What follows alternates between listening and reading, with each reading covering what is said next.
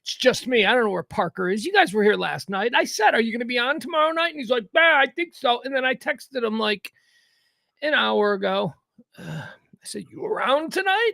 That was at 8:35. Okay, so not an hour ago. So that was 25 minutes ago. No response. So I don't know what to do. I don't know what to tell you. I don't know what's going on. Everybody, welcome into the Radio Misfits show. I'm Pugs Moran. I know the name says Ted Jorgensen. We'll save that for later should James join us. This is Radio Misfits. We do this every Monday, Tuesday, Wednesday, and Thursday. At least that's the plan. Who knows if we actually do that many shows. Like tonight, I might bail out early. I don't know. I got some things I can talk about. I got to, I do another show Monday through Friday at 12 p.m. That's the High Noon stream. High Noon Rant. It's me for 2 hours ranting about all the day's news. I compile a list of all the headlines and the hot topics and the trends and all the things that people are talking about. Look, here's the plan. I don't want anybody coming up to you in the middle of the day, in line at Starbucks or whatever, while you're pulling into your driveway and old Marge next door, she's, checking the mail. And then all of a sudden you're talking to somebody you don't want to talk to. Well, what happens when they go, hey, did you hear about? And then you don't know. You don't know. Then they stand there and they lord it over you and they tell you all about it. Here's the plan. You tune into me, the High Noon Rant, every day at noon. I give you all that shit. I give you all the stuff that Marge is going to throw at you.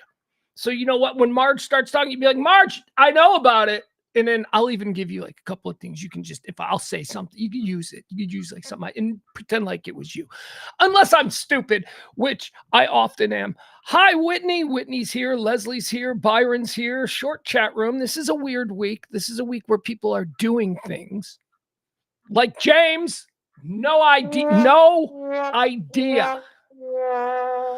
My ladies in the chat room today, I was gonna have a segment with James where we were gonna get into a debate, and James ain't here to do it. Anyway, we do have some breaking news, so why don't we just get started with some breaking news? Let me see what's still happening over here. Hold on, guys. Let me make sure. Did you see what happened up in Plano? A plane crashed. Plane crashed in Plano tonight. Now it was one of them little planes. I believe it was trying to make its way into Addison Airport. It crashed at Midway and Park. So, right there by Preston Baptist, Preston, whatever. Crashed in front of, what was, hold on, I'll find it. I have so much stuff prepared for today's show that I cannot find the biggest story, the top story, the thing I wanted to lead with. Oh, nope. Hold on, guys. See, this, I didn't expect to do it this early. All right, here we go. Let's see. There was a live shot. Is there still a live shot that NBC is doing? No, NBC has pulled the live shot. Okay, that's all right. A small plane crashed in Plano outside of a shopping center located at 6509 West Park Boulevard around 6 p.m. on Tuesday. Video taken by bystanders at the scene shows a small plane and at least one vehicle on fire. According to the FAA, the aircraft was a single-engine Mooney M20. Police say the aircraft caught fire right in front of Mama's Daughter restaurant, Mama's Daughter's Diner in West Plano. The site of the crash is located less than a mile from a nearby single-runway airport called the Air Park Dallas Airport. But it is unknown if the plane was taking off or landing. I have no idea where the Air Park plane. What is it? Air Park Dallas Airport. Is that Addison? Is that what Addison is called? I mean, I thought it was called Addison Airport. Ladies and gentlemen, James joining us, sliding in tonight. Talking about the breaking news out of Plano. A small plane has crashed into a shopping mall, although it looks like no big deal. Hi, James. How are you? Yeah, and not to minimize it, but I'm kind of surprised these things don't happen almost every day. So this is the Air Park, and that is not the same one as the Addison Airport. It is not. Okay, let me see here. Air Park Dallas. So, yeah, so like here's the Willow Bend Mall, and then here's Fort God, Prestonwood Baptist Church. Right. Yeah, right now, so, it crashed right here. Well, you can't. I can't control. But yeah, it crashed right there at Mother's Daughter's Diner, which is on the corner right there of Midway and Park. So it's next to it's behind a Dillo's Quesadilla fast food place. So that's where it crashed. It came to a rest right there in the parking lot. So now where is this? Oh, the airport is right across Midway, or not Midway, Park. Yeah, if you want, I got it pulled up, but you've got it. You're in there. You're fine. Yeah. So that's it. Yeah, not again, not to minimize it, but the sheer number of just hobbyist aircraft in the air at any time blows my mind. I didn't know about this until about 10 years ago. And what the rich guys sometimes when they don't buy boats, they buy planes. That's a very real thing, man. Stupid. So this girl I dated, in fact, the one that you knew, Nikki/Ashley, she had a friend whose dad was into this, and he lived in this community that was outside of Denton, like when you cross the lake, and it's that first little exit there. Was that Spanish Fort or something? I forgot what it's called. But there's a community that's a big subdivision that shares a runway. That's the reason you live in this subdivision, not because you live on a golf course, not because you guys share a mutual interest in fishing or bass boating or whatever, but because you guys share a runway.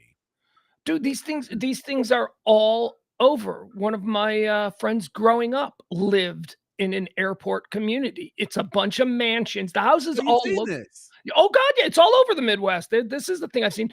But here's the thing about the houses that I always thought was so crazy. When you drive through these neighborhoods, and they're usually gated communities, it's just instead of being a community centered around a golf course, it's a community centered around an airstrip. And all of the people who live there are hobbyist flyers. But here's the thing about the houses, dude. The houses in this particular neighborhood are all massive, like gigantic mansions, until you realize that no, they're also plane hangars. The plane hangars are attached to the homes. Yes. And they're designed to look like, so you literally pull your plane right into a garage that's attached to your house. Your house might be 3,000 square foot, but with the hangar, it looks like you've got a 10,000 square foot mansion. It's it's crazy, man. Those people, hobbyists, I don't like it. I'm not for it. Well, I love it. I want to be one of those people. I think if I had the disposable income, I might lean in that direction. No, because that's an expertise thing. You have to be really good. You can't be a hobbyist. James, I've been up with these guys a bunch of times. We've been through this. This is how I have flown airplanes. I have flown airplanes. I told you this before, and you were like, no, not that. I'm like, yes, on 2 separate occasions, I'm up with a private pilot, and they're like, want to fly for a while? And I'm like, what? Like, take the stick, and then he lets go, and I'm like, whoa! And also he's like, flutter the wings, make a right bank. That's what these assholes do. That's why they crash all the time. Why are they a-holes? They're fantastic. These are great people.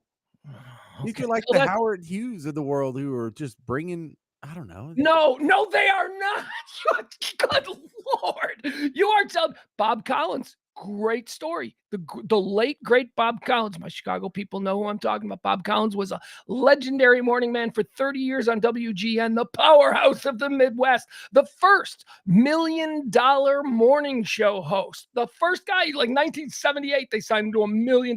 Before Fernando Valenzuela made $1 million with the Dodgers, Bob Collins was making that to stay at WGN. Anyway, Bob Collins fancied himself a pilot, James. And Bob Collins crashed his plane into an old folks' home and died. That's how Bob Collins died, at the age of like 55 or whatever. Yeah, now these guys are all idiots. John Denver. That's how John Denver died. John Denver got his head cut off because John Denver took it to the next level. John Denver built his own plane in his garage. It's bad enough thinking you can fly them, but thinking you can engineer them when you're the guy who sings Sunshine on My Shoulder? Nah. How'd he lose his head? You said he got his head lopped off? Yeah, he got his head lopped off.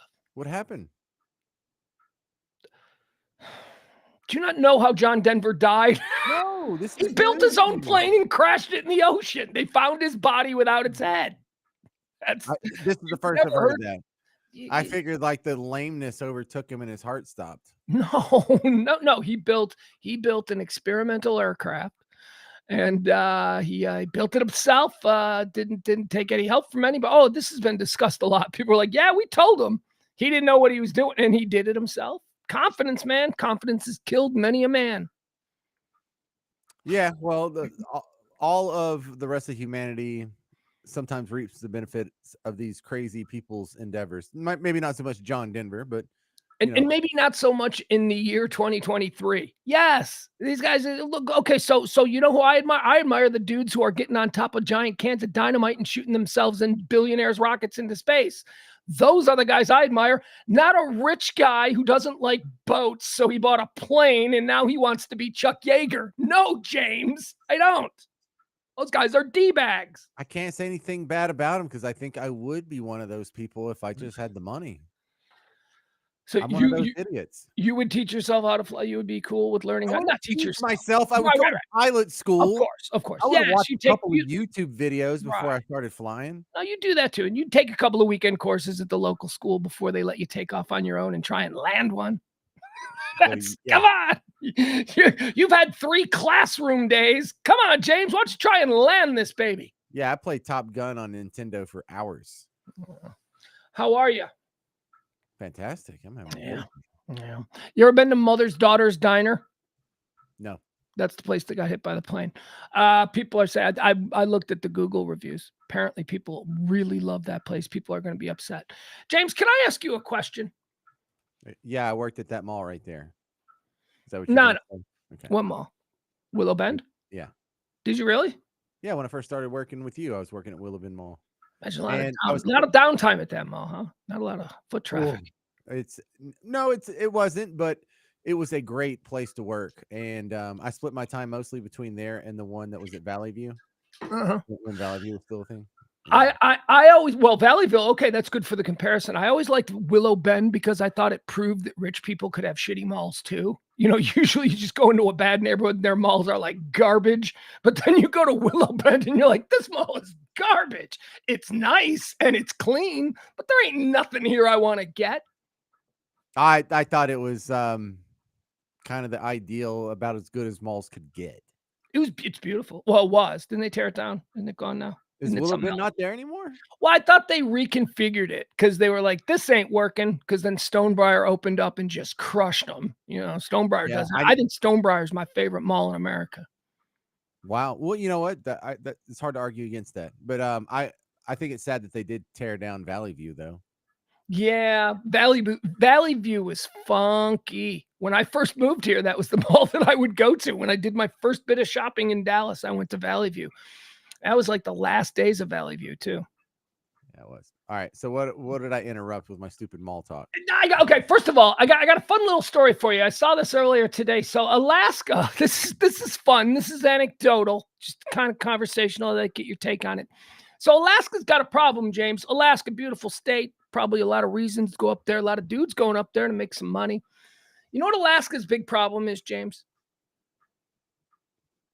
What? They got no women. They got no women up there. Terrible, yeah. Oh, it's all dudes, and it's all dudes on the run from things from the lower four. It's like not even a good quality. So there's been this group in Alaska for the past 40 years who sees Alaska as Colorado. They see there's no reason for Alaska to be the way it is. Alaska has resources and it's a wonderful place to live. And Colorado is a thriving major state. So Alaska kind of wants some of that energy. So they've been trying for years and years. And they believe that one of the ways to do this is to have more families. Because what they're noticing is that dudes come to Alaska to make money and then they leave. It's very transient. How do you get people to stay? And then they realize, well, people aren't staying because no dudes are meeting any chicks here because it's like 6-1. Which, imagine how many ugly women in Alaska just date really handsome dudes. Like dudes who like Alaskan dudes who look like, Brad Pitt or whatever is with like a Juno 6, it's because there's Juno 6. You know what I mean? It's like younger Kathy Bates is what I imagine being a. I have some secondhand expertise in Alaska. My friend Coleman, he used to be my producer on the James Show. Okay, all right. New Orleans and Waco, he was my producer. You met him, right? Yeah, sure. Yeah. Yeah. So it's funny because he's from New Orleans and he happens to be black. But when his mom caught his dad doing some things he wasn't supposed to be doing, he Coleman will tell you the quote is she took both of her boys, threw them in the car, and said, "I'm going to get as far away from this N word as possible." And he's like, "I kid you not." She drove us to Alaska. Like she said that sentence, and we started driving, and we didn't stop until we got to Alaska. Now we didn't get to the top of Alaska. She stopped at the bottom of Alaska, Well, and she they knew it was lived in the Anchorage. final state. She wanted to stay in America. She wanted to get Right, as but far she away stopped as at Anchorage. possible. He's like, so for 7 years, he grew up in Anchorage, and he's like, I was the only black dude in all of Alaska. Like, Yeah, only yeah. black dude and probably no chicks. I mean, how did he date? How did he date? Because I Okay, don't imagine well, Alaska being very because progressive in such matters. well, he actually addressed that. In his age group, it was a pretty even split because there's not a lot of underage men that are moving there. It's the kids of people who are already there, and that's a Sure, and I pretty guess that's probably going to be predominantly women anyway, since women are more populous. so he did confirm though that as far as adults go, there's a whole bunch of just transient dudes that are just Dudes, in yeah, and out. murderers. Dudes who have murdered people in Idaho, who are just like walking down the street. All right, so they've been trying to make it more of a family place. They've been wanting to develop communities. They've put a lot of money into it. And one of the things that they realized quickly was that we don't have any women. Men don't stay here because there are no women here to meet. They don't. So they started over the past 30, 40 years trying to lure as many women as possible. There's all kinds of incentives for women to relocate to Alaska and Built a nail spa. sure. Well, you got to have other people who want their nails done. But education wise, all kinds of breaks. Come to Alaska and get educated. Stick around, meet a guy. So they've been doing that for like 30, 40 years, James. And guess what they discovered? It's worked. It has worked. It has brought a whole lot of women.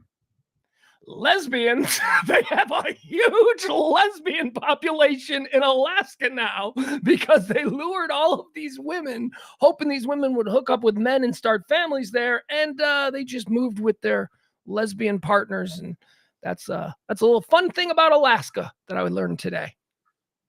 Well, that makes me like Alaska a little bit more. A lot of lesbians, but they're not. It's not the good kind of lesbian. Yeah, it's not like the Well, for me, penthouse it's the seat. good kind of lesbian. It's the kind of lesbian that who wants to go live on the frontiers of the civilized world? And well, it's not going to be the dainty little Paris No, Hilton, Drew Barrymore the good kind flirting. of lesbian. It's not going to be like the porno lesbian. It's going to be, Yeah, it's going to be it's front gonna row of a Melissa Etheridge concert. it's gonna be like your PE coach in 8th grade with flat top haircut or Yeah. whatever.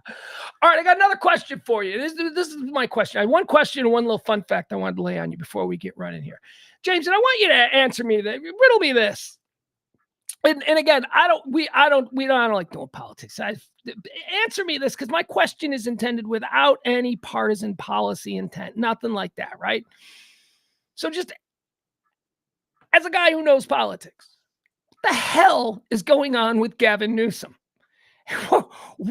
Why is he debating Ron DeSantis next week on Fox TV? Why is Biden at every turn putting his arm around Gavin Newsom? James, help me here. What is going on here? Well, I think this makes total sense because Gavin Newsom, if you want to look at who's the guy that's plugged in the not the Democrat electorate or even the Democrat um, celebrity sort of class, and I don't that's a bad term for it, but possible candidate list.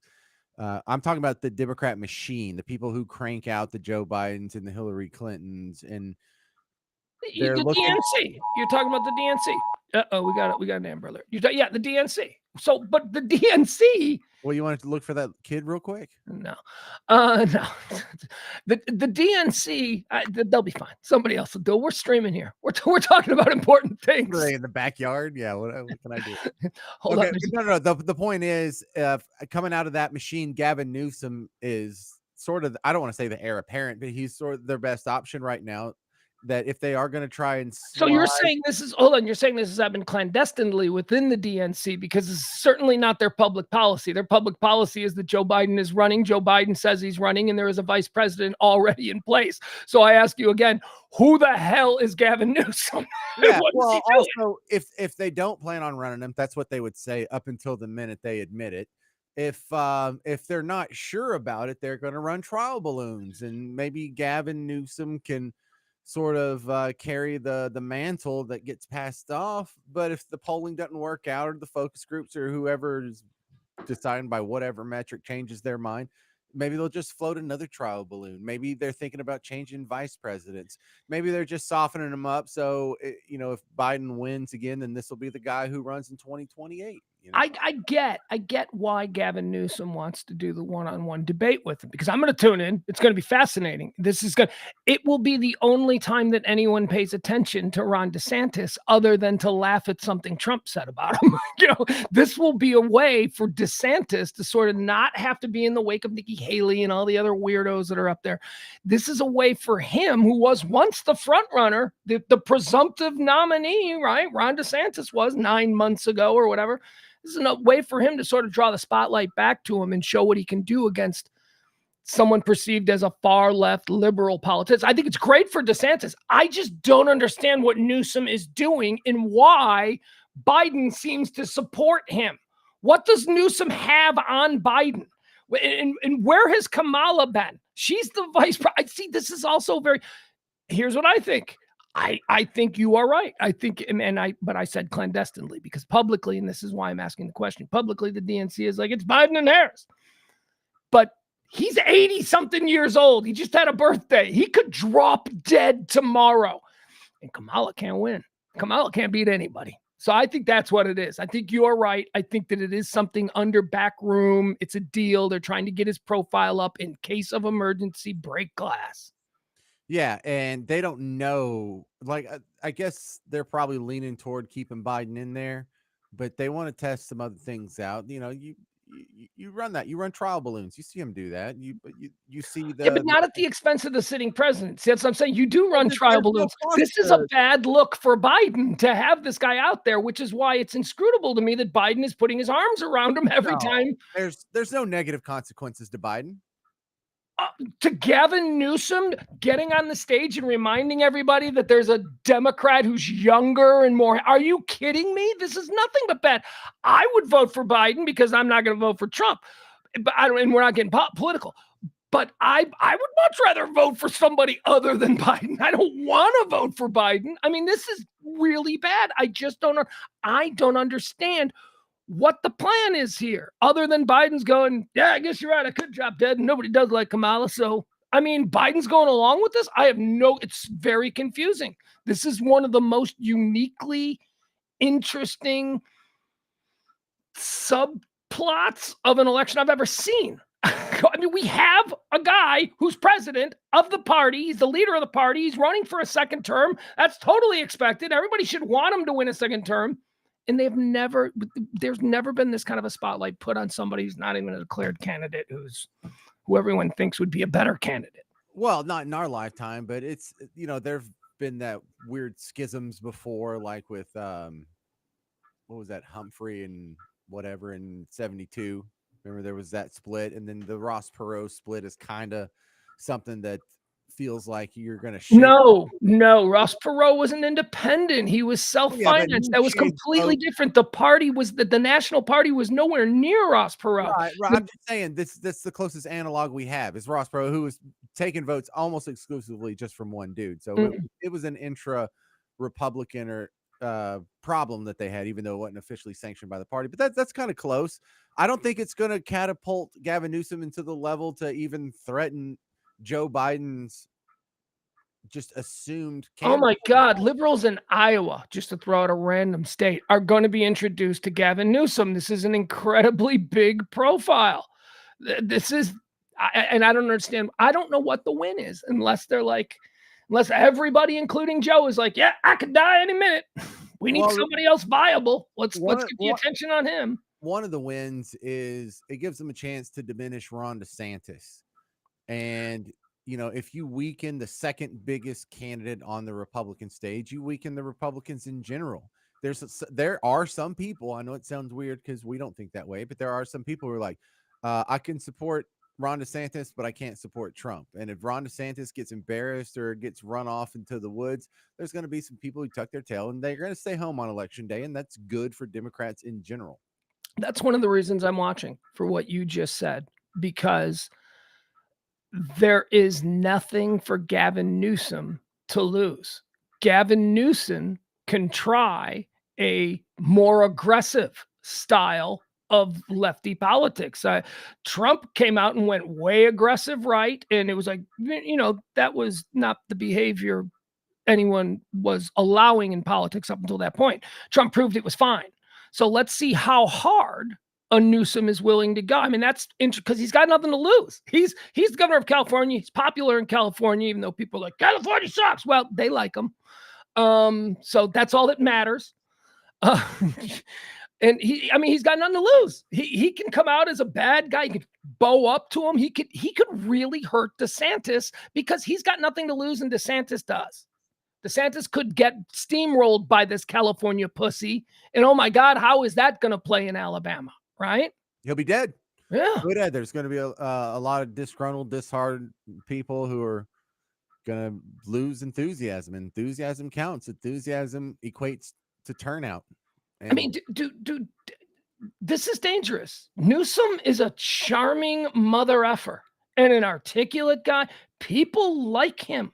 I mean, I don't know. It's dangerous. I don't know that Ron DeSantis is going to come off, especially with the independent voter, the all-important independent who isn't sworn to one side or the other. I mean, how is Ron DeSantis, creepy Ron DeSantis, going to come off against the guy who steals dudes' girlfriends in bars? That's who Gavin Newsom is. He's got that JFK energy. Yeah, so it is Barney's comment here. If I'm wrong, it's the start of the 28 presidential race. I think it may accidentally be the start of the 28 presidential race, but I think for right now, it's a trial balloon that the Democrats are allowing to happen. The Ron DeSantis is just clinging on to because, he has some upside here if he can totally score some points and Sure. maybe be Trump's running mate, because he's not going to choose Pence again. And if, Ron DeSantis kind of tries to play ball, I mean, maybe Trump would choose him. I don't know if you could have two chiefs in one Indian tribe like that, but anyway, this very well may be. I don't see that happening, but you're right. Anything gets crazy. Well, I also think Barney might be right that in retrospect, when we get to the 28 presidential race and Gavin Newsom and DeSantis are front runners, this will be something we can all point at and be like, this has been going on since then. I'll tell you who Trump's running mate is going to be. And mark my words, I said it right here on this day, 2 days before Thanksgiving. I can't give you the name, but I can tell you the type of person it's going to be. Trump's going to go with a moderate to left-leaning woman. That's who's going to be his running mate. That's how he's got to try and bridge the gap with the independents, specifically the suburban women. And I don't know that it'll be Nikki Haley. I don't know that Nikki Haley would take a junior position, but it could be somebody. There could be a woman out there, that we're not even thinking about. Because remember, he doesn't need a political. He's no longer the amateur who needs the expert in Mike Pence. Donald Trump is now going for his second term as president of the United States. Don't say he doesn't know foreign affairs. He engaged in a whole lot about. So his stripes are different than they were. He can do a wild card as his vice president. They're never going to take my advice, but my advice would be in October of next year, just come out and announce you're now a woman, and a vote for me would be a vote for the first female president of the United States, just to throw doo-doo into the fan, just to watch everyone boil over and watch the riots happen. But no one listens to me. No one does listen to you. All right, that's it. I just had a question. I don't know what the hell Gavin Newsom is doing. I just watched a story about him in this debate next week. It's going to be Hannity and DeSantis and Newsom, and I am all for it. James, what do you got? You got anything today? All right. Well, I don't want to be too hack, but can we dedicate like 5 minutes to the Dallas Cowboys? Yeah, I don't care, man. You show up here every night. You got 30 minutes of this. Go. Do whatever you want. Okay, good. Because I don't want to turn this into a sports show, and so we're not going to talk a whole lot of X's and O's here, but we're going to try and... I don't like labels. If we end up talking sports for the next 20 minutes, that's just because that's how we do. Don't put us in a box, James. Go. Thank you. Yeah, I appreciate that. Is it okay for me to get excited about the Dallas Cowboys, or are they just going to break my heart again? Because this is a team that goes out and, for the most part, can just kick butt on some days. And The game I'm worried about is that Arizona game where they went out against what turned out to be a terrible Arizona team and just laid an egg. And just knowing that they're capable of it tampers my enthusiasm for what I've seen since. I wasn't that upset about them losing to Philadelphia. That was a really close game. That was kind of winnable. We just saw what Philadelphia did to Kansas City with, drop passes aside. That game doesn't upset me. The Arizona game upsets me because I know what this team is capable of. An egg. Well, you have a right to be upset or a right to be concerned. History has not been kind. The past 20 years have been pretty difficult. Look, they're not that good of a team. I'm sorry. I'm just going to throw it up. They're not that good. Look at the NFC, man. Now, can they get? Of course they can. There's talent there. I just don't know why this team doesn't seem to play up to the level of talent. I know that the talent is there. They make mistakes. I hate McCarthy. I've always hated McCarthy. Really? I think if given a chance to blow a game in the fourth quarter, Mike McCarthy will figure out a way to do it. I like Dak. I'm not a Dak hater. I think the weapons are good. CD Lamb, I think, is a bit overrated, but he's a fun and he's 88 and okay, let's roll with him. I don't think this team will win with McCarthy, and I just don't think they're that good. I can't explain it because they are so talented. And you see them sometimes play on. Sometimes they're all connecting and they're on all cylinders and they look great. Like when they dominate the worst team in the NFL last Sunday. Right. Okay? You can't. What are we doing here? It's about how do they play against San Francisco? How do they play against Philadelphia's? How do they play? And look, don't kid yourself either, man.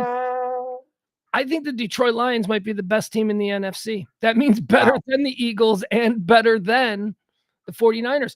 So there just seems to be an upper crust in the NFC for me. And the Cowboys are just on that next level. They're just on the next level. Seahawks, Cowboys, a Baker Mayfield-led Buccaneers. Teams like that. Saints, maybe. Yeah. I didn't get to watch the game last night, but I did see that the Eagles beat the Chiefs, and they relied on 5 drop passes in the second half, 3 of which on the final drive. And I saw the one where the dude caught one in the end zone hit it with both hands and somehow dropped it. Dude, there should be criminal charges. There should be criminal charges brought against the general manager of the Kansas City Chiefs to have a passer of the elite level of Patrick Mahomes and give him those receivers. Patrick Mahomes has no receivers. He's got absolute garbage outside of Travis Kelce. And Travis Kelce, tight end.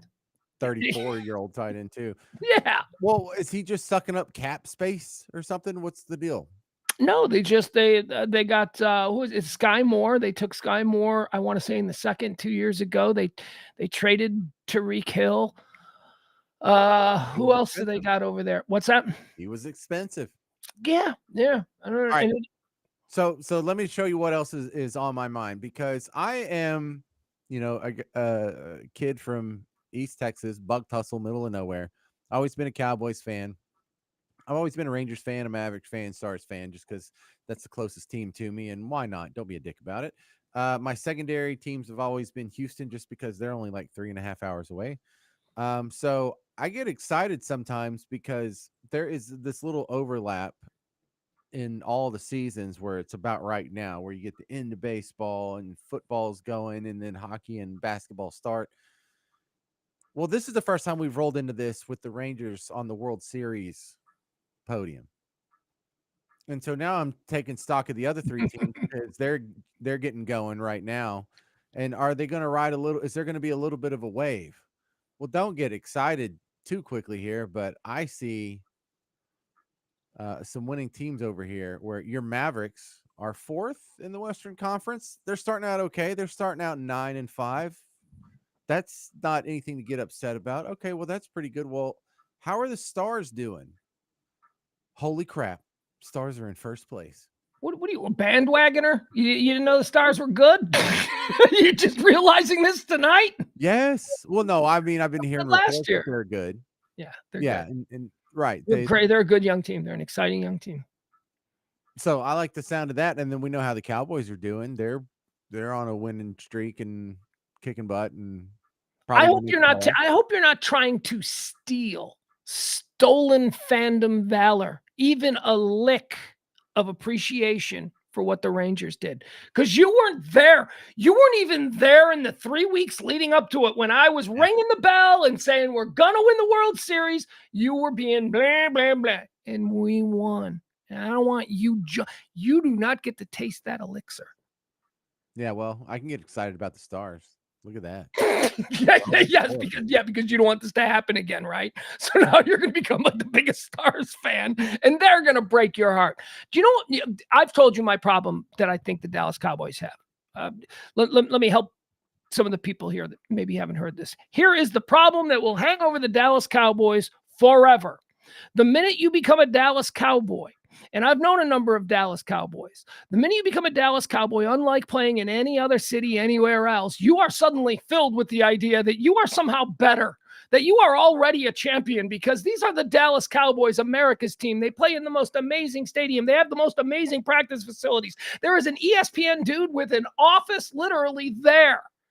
That's how important they are. Other teams, reporters have to travel. No, not the Cowboys. They always lead off Sports Center. They always are a subject on Pardon the Interruption or the morning shows. It's Cowboy this, Cowboy that. You can't watch a game without having some iconic former Cowboy telling you what you're watching. The Dallas Cowboys are everywhere, and it's never more than right here in the Metroplex. I mean, it's big everywhere, but it's here in the Metroplex. And when you're a 22-year-old kid and you become a Dallas Cowboy, you feel like you've already won something just because you're a Dallas Cowboy. That's it. And the fans. Now let me put it on the fans. You fans, when you see a Dallas Cowboy out in the street, you treat them like they've won 5 Super Bowls. Oh, it's a Cowboy. You know, they do these bar appearances and they have security to go out to a club. That's not how it is in other cities, but for some reason here, we deify these guys. I have hung out with like third string linemen who were treated like they were given the keys to the city on a night out. Yes, Tyson and Kurt and all them rookie linemen that I used to hang out with. They got treated like kings and nobody knew who they were. So I believe that it is a combination of what Jerry Jones has sort of created as the narrative of the Cowboys and stupid ass Cowboy fans who fill these guys' heads with all kinds of shit before they've ever won anything. Other cities are mean to their players, and it makes them want to win shit. Here, sports radio in this town is insane, dude. It's so everybody's a fan. Like every sports radio guy is a fan of a team and roots for them openly. Look, I'm a fan, but I'm not a nut hugger. But that's not the case in other markets. So I think we are in a very unique situation here in Dallas because of the overall success and global profile of the Cowboys, that these players somehow feel like they've already made it. Like they've already done it. All right. Can we go to the trivia portion of the show? I'd love to go. I didn't know there was one. This is exciting to me. Trivia, sure. This day in history, but tomorrow. What's tomorrow, Pugs? Thanksgiving night before. I don't know what it's. Tomorrow's the 22nd. It's the 22nd of November, year of our Lord 2023. November 22nd. Oh, it's the anniversary of Kennedy. The 60th. Yeah. Wow. 60. Hokey smokes. Wow. Yeah. So there's going to be some stuff going on in downtown Dallas tomorrow to commemorate it. John Jr. hosting? I don't know. JFK Jr. flying in? Yeah. I don't think he's going to make it. He did. He flew in tonight. He landed in Plano. Oh my God. A bad JFK Jr. joke on a night when a plane crashed in Plano. That's what this show's about. Too soon. Yeah, we are the too soon show. Yeah. So one of the things that I noticed immediately when I first moved to Dallas, I had a job at a moving company. We used to work downtown all the time. It was weird working those super tall buildings, moving crap around. But we were at the building with the green stripes on it, which is not far from Dealey Plaza. So when we had a lunch break, we're like, let's just go walk over there. We're just some kids from Bug Tussle. And so we go the building that's outfitted like a 95 Supra. It's got ground effects around it. That whole building is like a little rice rocket. When you grew up in a single wide trailer out in Bug Tussle. That's super impressive. Oh, it's cool. It's one of the first things I noticed on my first night in Dallas. I was like, huh, cool. Yeah. I never thought to outline a building in neon, but Right. that objectively looks great. Yeah. Who was the architect in that? Tron? Tron. Yeah, Yeah. the Tron building. That's what we just call it, the Tron building. That's great. Oh, I like that.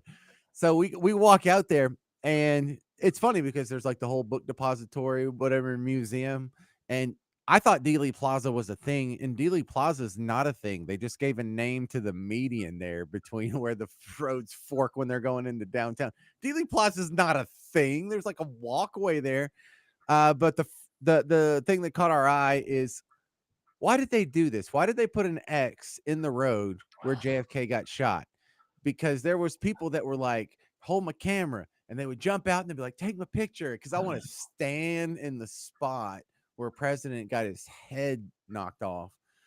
And I almost saw like 4 people get hit that day. Can we just stop? Can we just stop and linger on that for a minute? Because nobody does. Everyone sees the X and goes, "Oh, take a picture." There is not a single person that lingers on how fucking dark that is. What you are doing, what you are celebrating, and what you are taking for granted. What you are not considering. I mean, it's just dark. But go ahead, continue. I always thought the same thing when I saw that X and the people running out. It's one of those things where, we just made the joke about too soon, but that is a too soon. Now, if you went to the place where like Julius Caesar got stabbed by the senators in the Roman Senate or whatever, that's not too soon. There's no living relatives that are going to see it or whatever. But yeah, that does have kind of the too soon feel. But they're doing a bunch of stuff there tomorrow to sort of commemorate it. And I don't know, like, how awful would it be if someone got hit taking a picture on that X? Has it happened and they just didn't tell us about it because it's just the worst story and Dallas doesn't want the bad publicity, or what? Well, I've wondered about that too, because those cars come whipping through there. That is not, cars are not going by. It's not like bumper to bumper Midtown Manhattan traffic. Cars are whipping onto an expressway. I've been on the other side of that, where I've been the car having to drive over that X, and I'm like, I swear to God, if someone's here, I'm not even braking. Because if you're late for work, these people are really annoying. Hold on, I'm trying to see. Sorry.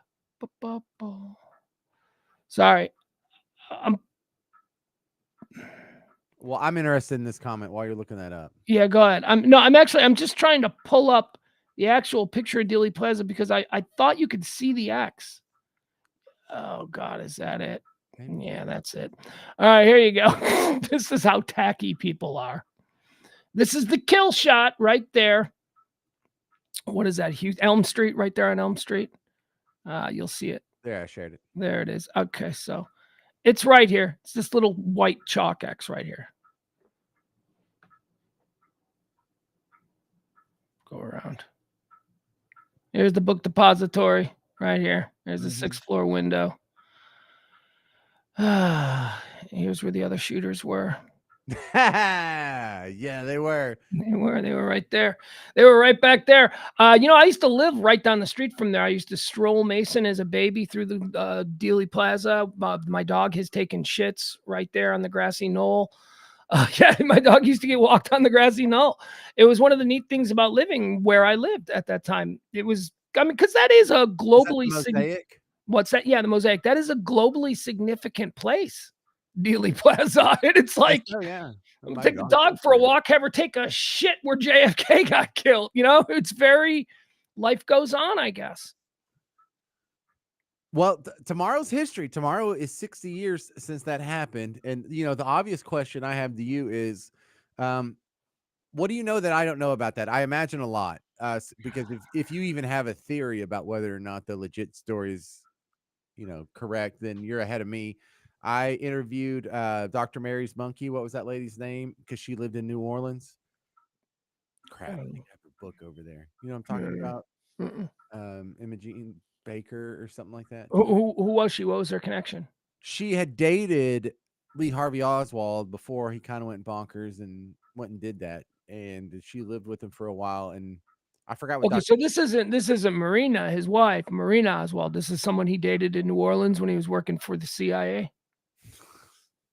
Tell me what you know, dude. 'Cause What, I what don't. do you mean? What do I know? What do I believe happened? I believe that it was a combination of things, and I believe that there were a number of people, bad people, who felt betrayed by the Kennedy family. I do not believe the Warren Commission. I do believe that there was a conspiracy. I don't think it's an altogether difficult conspiracy to figure out. Just look at the promises that the Kennedys went back on. Bay of Pigs being, one of the big ones. People in the CIA were very vested in, liberating Cuba, and not only people in the CIA. James, you know who else was very interested in liberating Cuba? The American mafia, because they had ran all the casinos in Cuba before Castro came in and kicked them all out. So yeah, I think it was a hit that was set up by the mafia, specifically Sam Giancana, and I mean, look, what's his name? Ruby. Ruby worked for Sam Giancana, not directly for Sam Giancana, because Sam Giancana was the godfather, but Ruby had connections to the Chicago outfit that Sam Giancana was in charge of. There's also this woman, Judith Campbell Exner, who remember we were talking about girls that Kennedy banged, and I'm like, yeah, this chick's kind of famous in Chicago. She was Kennedy's girlfriend while he was president. Judith Campbell Exner, who was Kennedy's mistress, was also Sam Giancana, the head of the mob's mistress.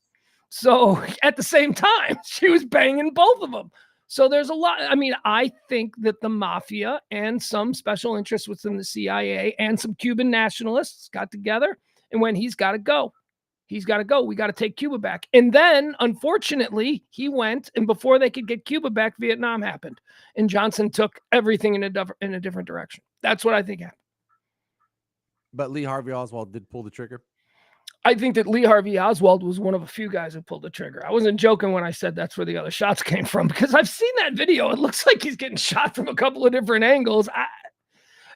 Look, this is what I think. I don't know. Nobody knows, but I've seen enough movies and documentaries. And when I was in college, James, when I was a younger man, I was fascinated by the Kennedy assassination stuff.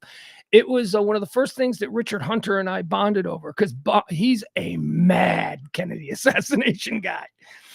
His grandmother, or was it grandmother or his mom? No, I think it was his grandma. His grandmother was the secretary to it wasn't Justice Warren, but it was somebody incredibly high up in one of the investigative committees. So yeah, that's what I think. So my father-in-law went to grade school and high school with Lee Harvey Oswald from New Orleans. I'm sorry, I was reading Byron. Byron can school me. Okay, I'm sure we can school each other on made up shit. Go ahead, James. I'm sorry. What were you saying? My father-in-law went to school with Lee Harvey Oswald because he's a New Orleans native. Oh, I didn't know that. I didn't know he was originally from. They went to Beauregard High School together. Did he know him? Yeah. What kind of a dude was he? What kind of a weird? Yeah, he funny? was popular. He didn't have friends. He was standoffish.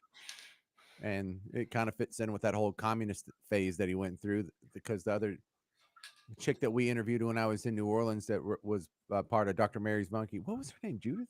I don't know. And then the only trial that happened in a court that was associated with the JFK assassination happened in New Orleans. And when you go to the courthouse at Tulane and Broad, the courthouse where it happened, where most of the JFK court scenes were set, there's a big plaque there and kind of spells out what all happened in that court. And it was sort of sounded like the synopsis of the JFK movie. But yeah, so it's something I've always been sort of tangentially interested in, but never really took a deep dive in the JFK assassination. But the whole thing, 60th anniversary tomorrow. So let's address. Hold on, let me try and find this. Okay. They are tearing Dealey Plaza down. Look it up. That always means it's bullshit. Whenever someone challenges you to look it up, they can't tear it down. It's a national monument. You can't tear down a national monument. It's why the Chicago Bears are stuck playing inside that stupid Soldier Field, because you can't tear it down. It's a monument to World War I. They play inside a monument. You can't tear down Dealey Plaza. You can fix it and refurbish it, and maybe that's what some New York architecture is doing, but they're not tearing it down. They're going to build a Raising Cane's. That's what I'm looking up. I thought it was a national monument. I could be wrong, and maybe it's not. I thought it was.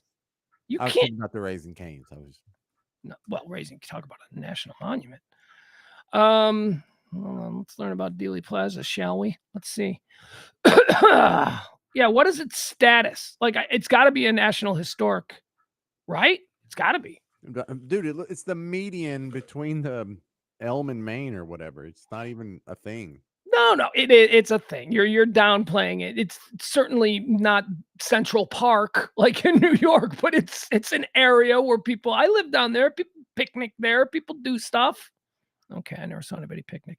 Yeah, it's a National Historic Landmark. The Dealey Plaza Historic District was added to the National Register of Historic Places in '93 and designated a National Historic Landmark. Okay, so Byron, seriously, get out of the QAnon chat rooms. Okay, they can't tear down a national monument unless it's a Confederate general. Then, yeah, then they make an exception. Because then they're like, we were wrong. James, let me show you something. Are we done with the JFK stuff?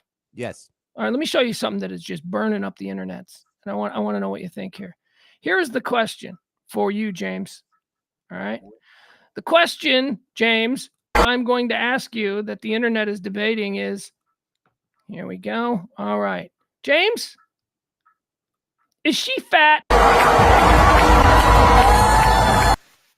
going to turn off the sound because we don't need to hear the sound. Is she fat? Is the question the internet is debating.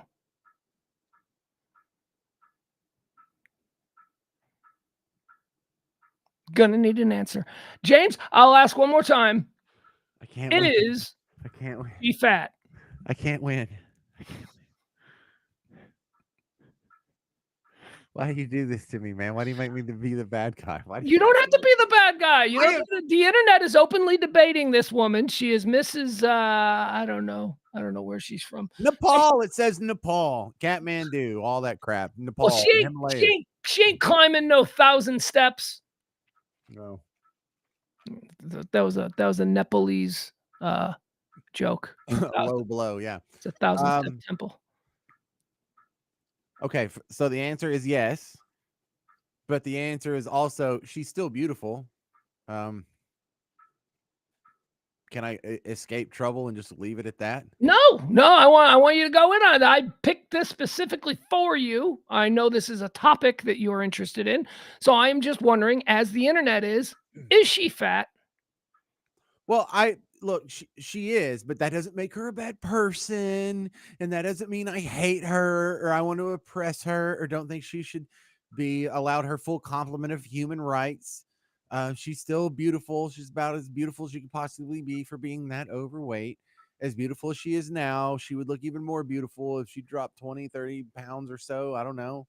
Does that mean that she doesn't deserve love? No, I'm not saying that. Yes, I would be lucky to have a woman who's half as attractive as her. I got it. Oh, you got me so good. But I'm exhausted with this body positivity stuff because it's gotten so negative in the fact that I don't know what's more insidious, the fact that you're encouraging young women and men for that matter to be unhealthy or just to not even be the best version of themselves. See, this is where I push back, though. You don't give a shit if people are being unhealthy. You don't give a shit about people about anything. Suddenly you're always, no, you just want to make fun of people for being fat. And then you're going to say, well, it's really just about nutrition. Let me echo what you're saying here. Yeah, she's fat. Of course she's fat. I'm not going to live in some parallel universe where we pretend what we're seeing isn't happening. She's a fat girl. She's also kind of hot. I mean, this is something that I have noticed that has happened over the past few years with me. There are women with body shapes that I would have never looked twice at, who I am now looking at. And I don't know if this is an indication of my age or if it is just a product of this normalization of body positive sort of stuff that I've been seeing over 5 years. That is somebody who maybe 20 years ago I'd have been like, oh, she's fat and gross. Who now I'm like, she's kind of hot. I could kind of get past that. I don't know how else to say it. And I am wondering, is this just a result of me being older and less picky? Or is it just that I'm looking at women differently and maybe that's a good thing? I don't know. But yeah, she's fat. She's absolutely fat. I've been with a woman of that size. And I haven't. And I would be with her. I think I would. I think I would. I don't know. Well, I think she looks beautiful. I mean, well, look. Let me tell you what bothers me about the body positivity thing. It's not her. She's not what I'm talking about.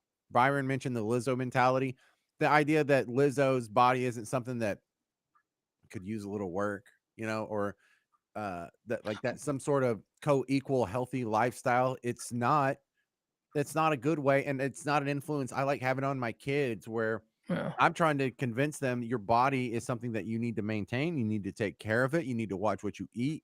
You need to exercise. You need to lift heavy weights. You need to run. You need to get adequate sleep. You need to drink a proper amount of water. And then these other people come in, they're like, just fat it up. Just eat whatever you want. Eat a Frosty every No, day no, for no, no. That's not you. the people who come in don't do that. The people who come in and are like, "No, you're fine just being you. Whatever bad instinct you have, go ahead, eat that whole bucket of potato salad. You're just being you." Those are the people that I resist, because it is true that being overweight is unhealthy. I've been overweight my whole life. I've been fighting it. I've scares the hell out of me because I have a young son. But it's my reality, and it's hard to lose weight. But I would never, pretend that I didn't get to this place because I made some choices. I made some choices in gluttony and being a lazy ass, and maybe look, I didn't grow up. I didn't grow. Nobody jogged when I was growing up. Okay, there were no health clubs. There weren't health clubs. People don't realize this. There weren't health clubs. People didn't work out until the 1980s. I was already like 12, 13 years old when people started going to gyms. So my son attended a nursery school in a gym. That's how normalized fitness and all of that has become for him. His mom worked at a play, and they had a nursery school for toddlers where they would learn shit. So it's a different world. We used to. Well, I'm in the modern part of it, where I'm having these conversations with my daughters now. I have two young girls, and I've had to have the body positivity talk, and the fact that being fat doesn't make you a bad person. It's not inherently a bad thing, but it does make you less healthy. It does shorten your lifespan. It does cause cardiovascular problems. It does cause hypertension. It does cause problems with your joints and your knees. And it does cause problems with developing type 2 diabetes. And it does cause problems with smelling like a foot when you're stuck on an airplane for 9 hours. Like, yeah, air travel. It's better to be a normal shape and size. What is normal? I don't know. Healthy. The average, somewhere within the average. Being too skinny or too big is bad. All right, James, let's get out of here tonight. Of course, you are Norm Peterson. That is everybody's favorite accountant and Denzian of Boston's Cheers Bar. Do I have that right? Or is that some guy who killed his wife? Because there's Petersons who've killed their Yeah, wife. that's Scott Peterson that killed his wife. Yeah, Norm Peterson is George Wendt's character from Cheers. Wasn't there another Peterson too? Like there's two Peterson dudes who killed their wives around the same time. There's Scott Peterson, and then there's the guy in San Diego, and then the guy outside Chicago, the Well, cop. there's also Mr. Peterman from Seinfeld, which I'm going back to Seinfeld. All right, never mind. All right, want to ask me about mine? Do you know who I am? I have no idea who is that. You don't know who? Well, guess what? Nobody knows who this guy is, and that's a pretty big ha ha. Ted Jorgensen was a dude who knocked a girl up, and he was just a horseshit dad. He was a drunk. He was like an entertainer, and he was always trying to get work as a singer and all this stuff, and traveled the country cheating on the wife. And then finally, at one point, the wife was like, "Yeah, I don't need you in my life. And by the way, you're not this boy's father anymore. I'm kicking you out of our life. I've met a new man named Miguel." And she went and she married Miguel. And she took her son, and her son's name was Jeff. She took her son, and she just had a really nice life with Miguel. And Ted Jorgensen was completely cut off from that family. That little boy, Jeff, was Jeff Bezos. And this is Jeff Bezos' real dad, who's been completely iced out of everything. Power to the stepdad on this one. Miguel Bezos adopted young Ted Jorgensen and turned him into, or not Ted Jorgensen, Jeff Jorgensen, turned him into Jeff Bezos. Wow. Really? Sometimes being a bad dad kicks you in the ass, doesn't it? Man, he hadn't gotten $20 from this whole thing, has he? No. Oh. But also, let's take a look at it a different way too. Jeff Bezos's dad, Miguel, was an oil executive with Exxon. So he's an engineer who moved his way up quickly. He grew up in Houston. That's where Bezos grew up. I didn't know that. But anyway, they were an oil executive with Exxon, and it was his stepdad, Miguel, who just gave 27-year-old Jeff Bezos $500,000 and said, go ahead, chase your dream. So, the stepdad, and he was the first investor in Amazon. And by the way, Miguel Bezos is today worth about 30 billion, because he was like the early investor. And he's Jeff's dad. So that's pretty good too. So you want to tell your story about being the bag man? No. All right, that's it. Bye, kid. All right, guys, we're done. That's the show. I can't. I wouldn't, because I'm still in the process of it. I have got my poetry. When it's all done, when this ongoing 4-day process is done, James just talked about something I can't talk about. When this 4-day process is done and I'm clear of it all, then yeah. As of right now, probably not a good idea to go into details about that story. 2 days. I'll tell you 2 days. Oh, we still have the heavyset girl. I'm sorry. Well, I don't know what her name is, so what do you want from me? All right, folks. Love you all. You're the best. James had to go. He'd be saying it too if he was here. I'll see you tomorrow at noon. I'm Pugs Moran. This is Radio Misfits on the RadioMisfits.com podcast platform. Bye, everybody. You're the absolute bestest.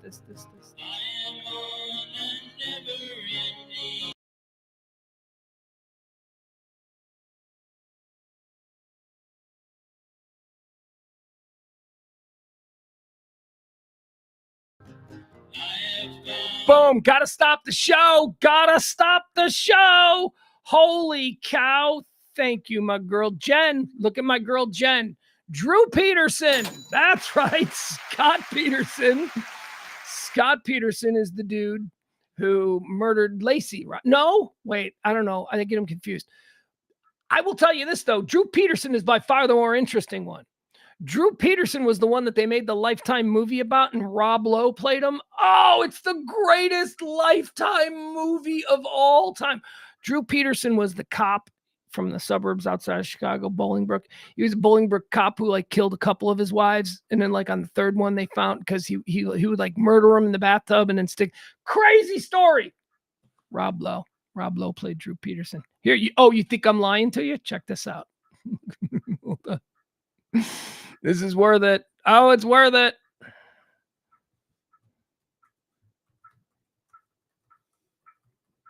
Yeah. All right, check this out. Okay.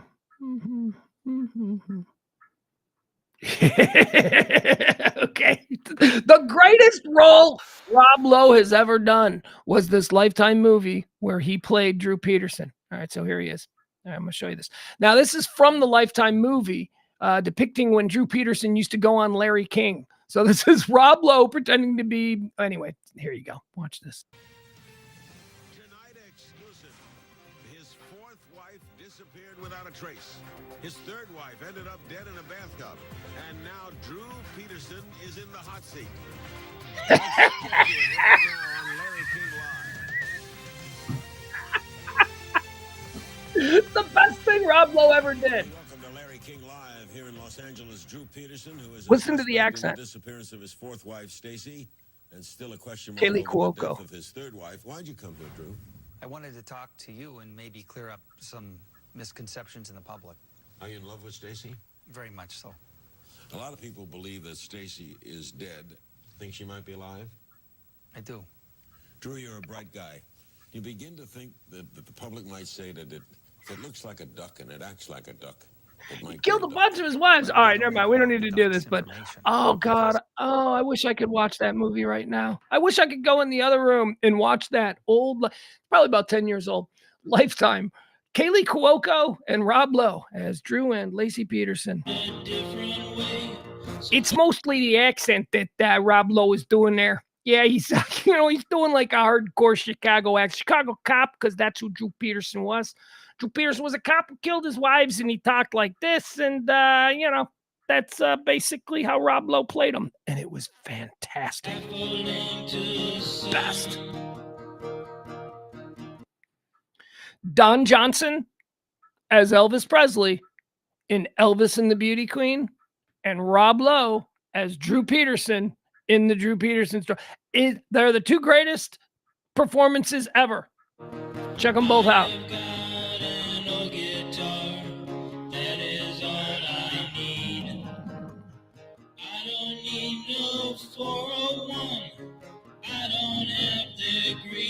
I don't have the dream. All right, I got nothing else. All right, bye, guys. See ya. Nope. I am on a never-ending quest. Tomorrow is another day. The best is yet to come. I have found a different way, so baffling to some. I can smile a little now. Things are going good. I always had to be on guard. That is understood. Down the road I'll travel, far from the comfort nest. I am on a never-ending quest. I am on a never-ending quest.